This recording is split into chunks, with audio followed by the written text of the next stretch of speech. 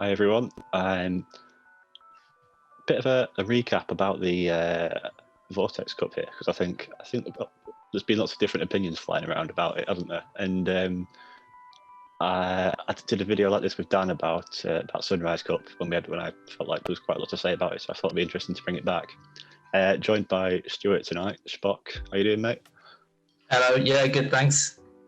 Good. Asked Stuart to join me because he's seems to be like one of the informed guys in the UK right now. 5-2 in the showdown, absolutely smashed it. Loving this cup? Yeah, this cup's been really good. I'm usually quite a big fan of open metas, so this one suited me quite well. It kind of took me a while to get the hang of it. Like the first team I made wasn't great, the second team was better, but still wasn't perfect. But then I sort of found something which I felt really worked, and then basically a combination of the two, and that was where started picking up some wins that culminated in the showdown, which was absolutely incredible. I really didn't expect that one. So yeah, it's the first time doing it, and then that happens. Unbelievable. Well, yeah, your team's on this. Well, both our teams are on the screen now. We've both got Primate, Mandibuzz, Lapras, and Hypno. I've gone Shadow on Lapras and Hypno. You haven't. Yeah. Where the differences are, and of course, I'm conscious that there's still games to play this month. So by all means, don't reveal too much if you're not happy or comfortable doing so.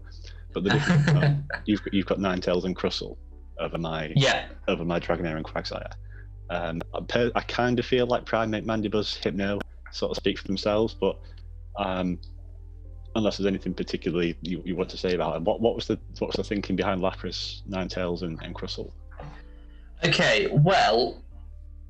So my team idea, I kind of wanted to get a good balance between sort of bulky mons and more fragile mons, essentially, try and get a good balance. And the meta to start with is quite fragile, because you think about it, you've got Primate, which is really strong, but not bulky. Galvantula, not bulky. Frostlass, the same. Also Ninetales.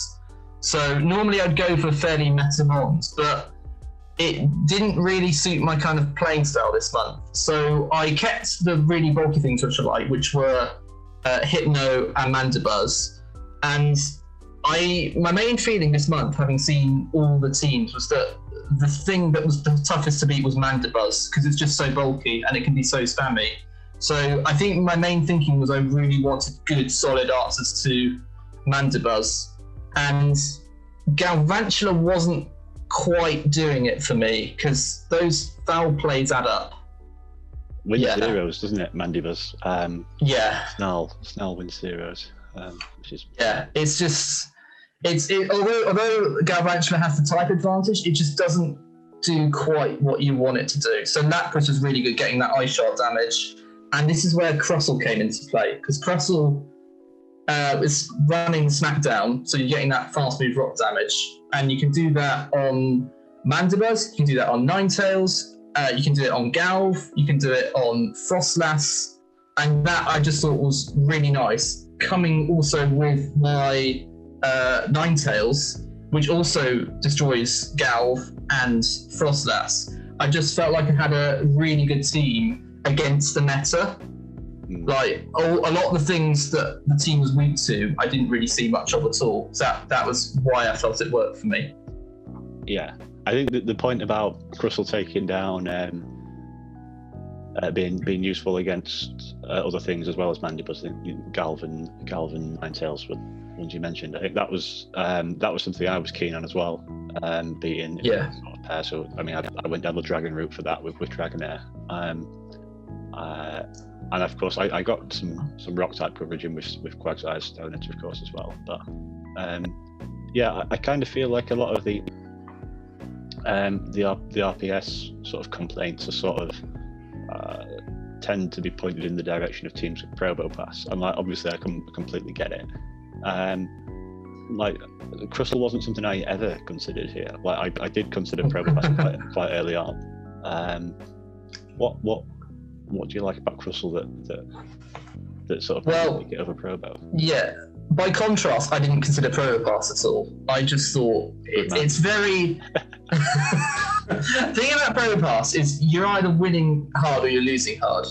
You're very much, you're setting yourself up for something, and it will be Probopass doesn't touch the Mud Boys. Obviously, he gets beaten by Primeape a lot faster. Crustle is not weak to counter, which I think is nice because it's got the bug typing. So that so I thought neutral damage against the Primeape compared to Quad weakness, I thought was a big plus. And I just felt like it did work against a lot of things in the meta. And I used it to start with because I started off by going quite anti-meta because, like I say, I wasn't really a big fan of the meta. So I thought Crustle was really good and it paired well with Ninetales.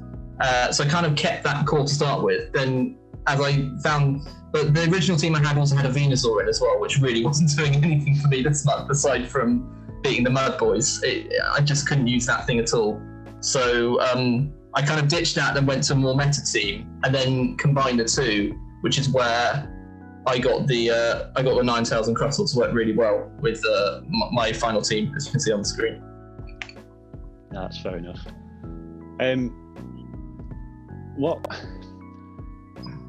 So by the way you're talking about these, Ninetales and Crustle in particular, would I be right in saying you've used them a lot? Because what I've noticed throughout the month is that a lot of people tend to just run, like, you see the core of sort of Hypno, Mandibuzz, Primeape that the two of us have got, and then you see 3 other mons.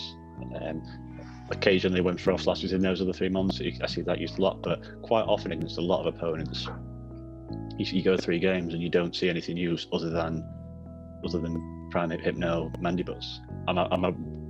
Is that something you've experienced as well? And would I be right in thinking that you've used Ninetales and Crustle sort of equally as much as other stuff then? Yeah, I've used them equally. I mean, I think I might have tried sort of Primeape, Mandibuzz, Hypno combinations, but it's not something I did very often. For me, it was more about balancing, like I say, the bulk and the sort of fragile ones. I kind of wanted at least 2 bulky mons in there. So I usually go either maybe Lapras or Mandy, or Mandy and Hypno, or Lapras and Hypno. I tried to get at least 2 of those and then pick whichever one went in. And sometimes I'd mix it up and do something a bit different, obviously. But it was just, I wasn't so much thinking about RPS. I was kind of thinking about what's a good way out of a bad lead, or how you recover, basically.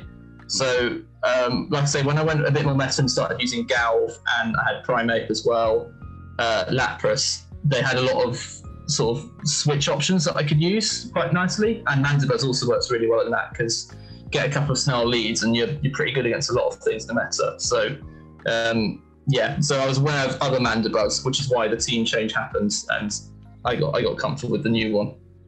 Yeah, fair. Yeah. I think what I found interesting about this is that there are lots of complaints to this RPS, and whilst yes, there are the big hard matchups in there, no one's. I mean, obviously the good mons in there, but no one's forcing anyone to run them. Like we've seen double dragon lines in various places. Yeah, they've got a status down. Yeah, a lot of double dragons. Yeah, I think Sir Corey and Nessa Bethan, I've got their teamed up in front of me. Shadow Ninetales, Shadow Dragonair, Kingdra, Celio, Ferrothorn, Mandibuzz. Like, just that's a little bit off the wall. And in one Nessa Bethan's profile now, I've seen 5'2", 6'1", 6'0". I mean, I know these are top players. But yeah. It shows that there's got to be something there. Yeah, well, I tried actually using the double dragon line, and it wasn't for me. I gave it a go in practice, and I just couldn't make it work. And I just, like I said, I went with the team on the screen because it was just kind of what suited me a bit more. But this is what's quite nice about open meta, because you have all these options. I mean, the double dragons thing came into fall because of the lack of fairies, because nothing really beats dragon aside from itself and ice, but you didn't have too many ice types. So you did have a few actually. You had Frostlass, Lapras, Dugong. There's a few floating around, but yeah, you can. They had the Ninetales as well, which obviously beat those hard. So, and I think it's just about being a team you're comfortable with. Yeah, and the choice of dragons there as well, being Kingdra, which isn't weak to ice, and Dragonair, which particularly Shadow Dragonair can keep up with Frostlass and resist it. And Lapras is a bit of an issue because Ice Shards chunk away, but you're resisting Surf. You're getting Dragon Pulses, and I think Dugong's is really the only ice that's a sort of hard answer to the dragons, along with the cast form thing. But both of those have, in my mind, they have quite serious flaws. I mean, I am a big fan of Dugong, but I think it takes a very particular meta for it to be something I'd run. It's one of them where, as you say, it's so open. There's always choices, and I think sometimes we get a bit of tunnel vision. Do you know what I mean? Like you see, you see these things, and like you played in Gym Breakers, you played Doombug recently, and like this team was a bit I get it. Like not all of us want to. I don't know how long Doombug spends building teams. I imagine there's some element of time, like you don't get to world number one by just turning up and picking out. Speaks tenacity says you don't, throwing darts at a dartboard, do you? Like there's going to be some, and I appreciate not everyone's understanding of the game is up on par with the world number one, but there's if you see something in broad, open, wide metas like this, there's absolutely no reason not to go for it. That'd be my advice.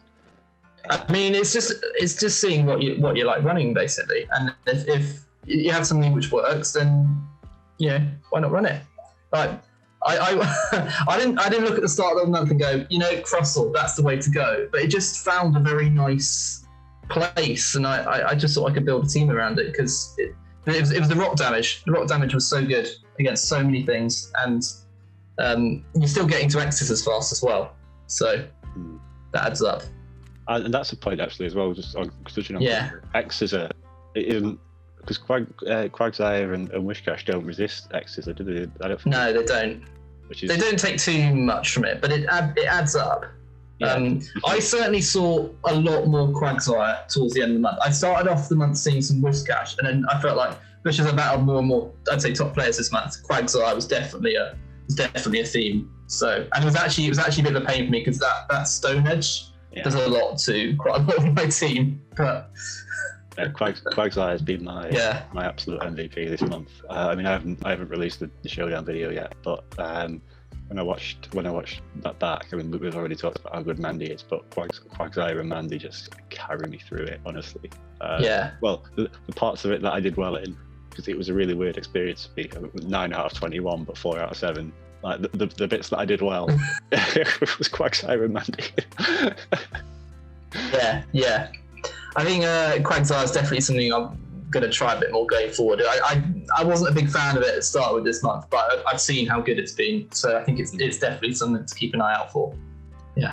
I think the big thing for me was, certainly what I picked over Wishcash was, as you said, there's not much that can deal with Mandy Buzz here, and like as people will be able to see on screen, the differences between our teams. Like I haven't got the Crustle there to deal with Mandy Buzz, so I've a lot of the time been relying on Quagsire to take out Mandy Buzz, which is fine, because what it does, it makes those Mandy Buzz mirrors, those that are only really tedious and a bit slow. It gives me reason to stay in with Mandy Buzz, because if I can get 2 aerial, because you don't shield the aerial aces, you're not concerned about them. But, if you can get 2 of them off, and the snarls chip off, at that point you only need to land 1 Stone Edge rather than 2. And it's not like with Wishcash where it's a big bait, a big like Willy won't sort of shield, Willy won't debate. It's the reliability's there. Quagsire has been awesome. I was running Wishcash at the start because I just felt like it was a good one, and blizzard damage, it was good against the dragons and everything. But I just thought it was so unreliable against Mandy. That was one of the main reasons I changed, because I just thought Wishcash just isn't doing the job consistently. So that's when Lapras came in. Actually, I switched Wishcash for Lapras because I just thought you're getting that ice damage immediately. And I've always been a big fan of Lapras because it's got so many different options. You get to the serves so fast, and they add up over time. And then there's the big either Ice Beam or Skull Bash, depending on what you want to run. Skull Bash is quite nice because it deals with other like Dugong and Celio and stuff. Well, it's that big damage, and also Mantine. It's very good against Mantine. Yeah. No, I I love particularly Shadow Lapras because of the farm down potential you get. But yeah, I love it so much that I've actually built 2 Shadow Lapras now. One with nice, and one with Sludge. Just because I ran Ice Beam in Nightfall. I thought, this is going to be something I'm going to like using. So yeah. Yeah, I didn't run Lapras in Nightfall. I didn't quite find the space in it. Everyone loved it, and I love Lapras, but it didn't make an appearance in Nightfall for me. It only made it for me after I got furious with myself for wildly overthinking the meta. It was a weird one for me. It was a tough month for you, I remember. I went. The thing is, I went 6-0 in gym, right? With arguably the toughest competition in the UK. Went 6-0, and then outside of that, I think I won 13 out of 24, and a couple of them were like sort of touch and go as to potential disputes where opponents might have been a bit nice or whatever. So, like realistically, it was an odd month for me. But I think Nightfall's an interesting one because an interesting comparison in terms of the RPS, because here we've got Hypno, we've got Primate Mandibuzz, as we keep going back to. Personally, I think they're not quite as oppressive against the thing. Like obviously, Hypno's really oppressive against Primate, obviously, but against the rest of the stuff, they're not quite as oppressive as Charmer's Razor Leaf. It's like the sort of things we had in Nightfall.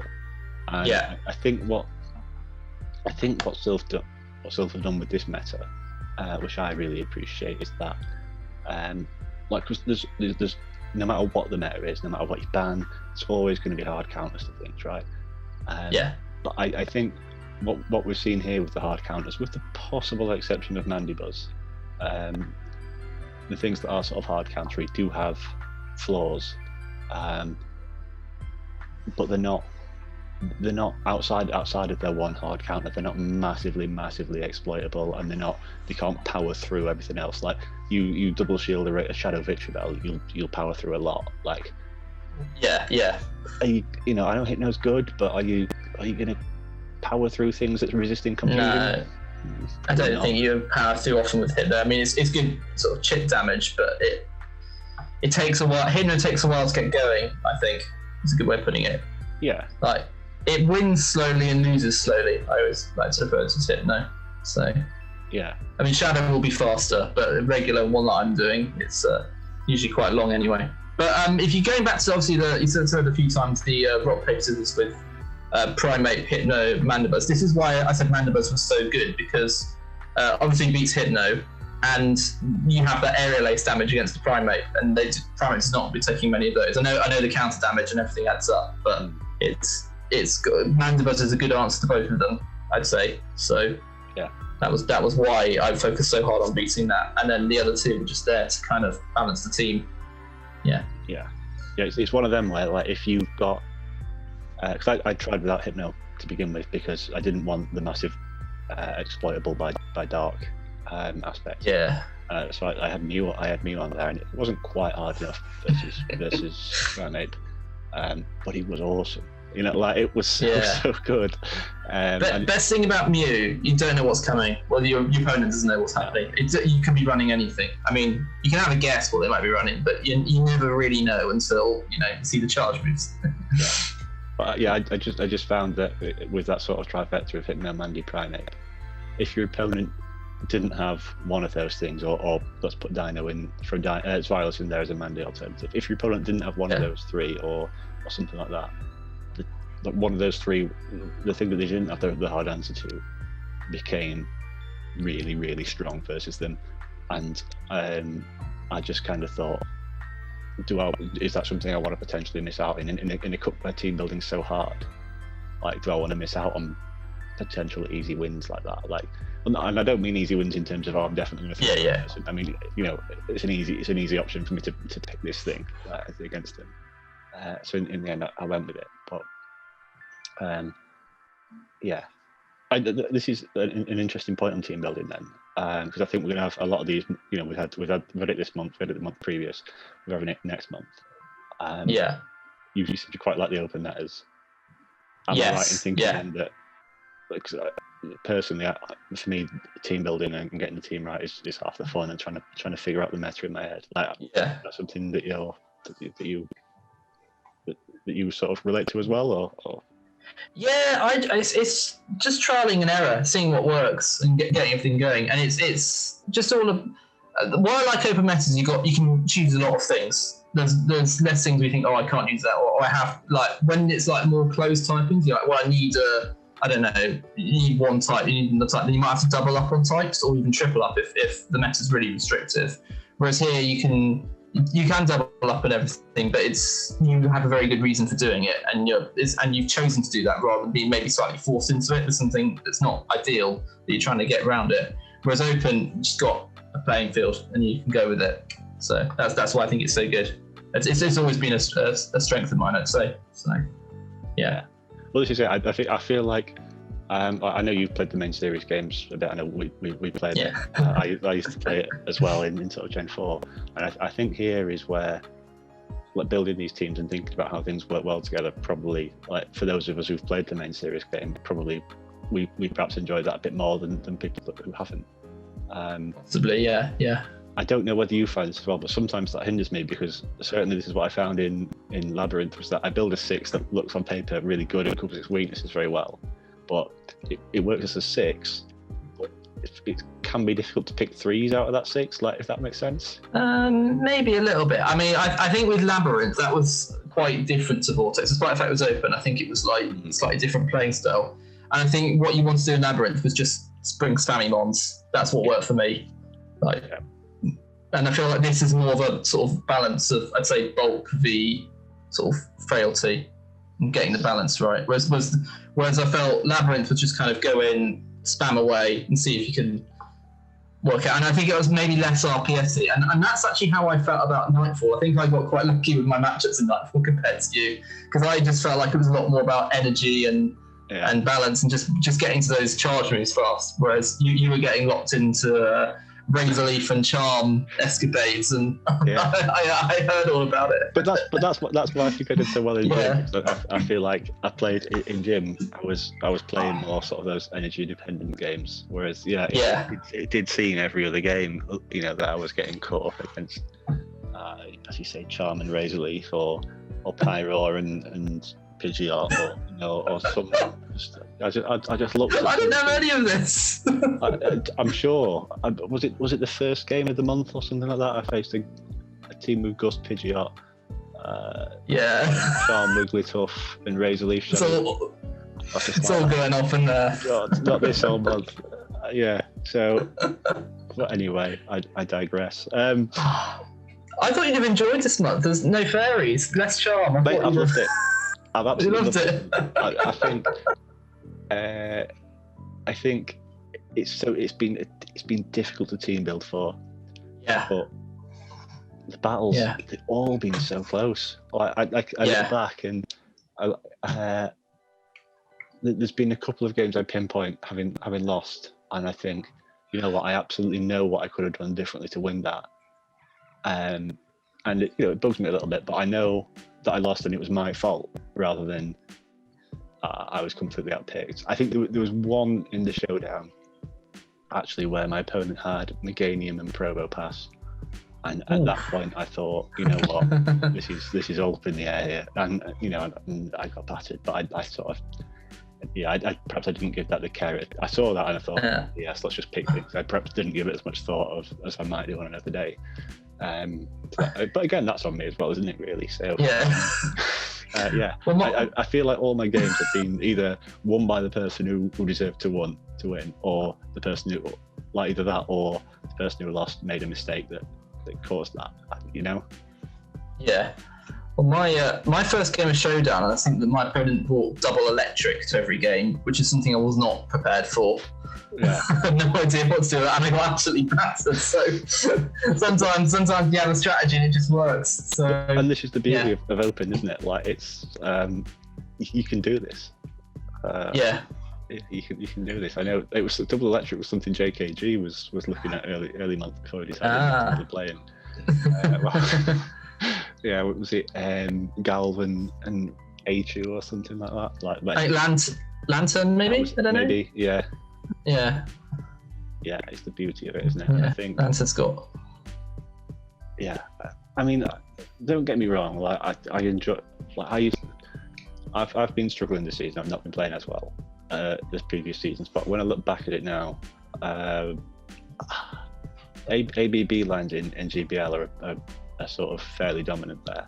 I think for a long time in Sylph, I got away with playing ABB without people properly cottoning onto it. I think I played it a bit for quite a long time, and now I'm trying to, you know, I don't like GBL, but and this is, you know, no, me neither.